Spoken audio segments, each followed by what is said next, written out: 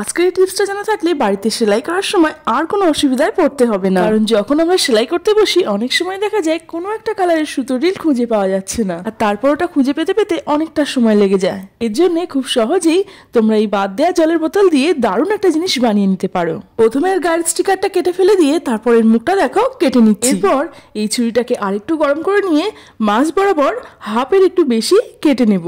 এই পর্যন্ত কেটে নিলাম। এবার দেখো স্ট্র নিয়ে নিয়েছি, এখানে আমি দুটো স্ট্র কেটে নিয়েছি। স্ট্রর জায়গায় এখানে তোমরা অন্য কোনো কাঠি জাতীয় জিনিসও ব্যবহার করতে পারো। এবার 5টা সুতো রিলের মধ্যে এটা ঢুকিয়ে লাগিয়ে নিলাম।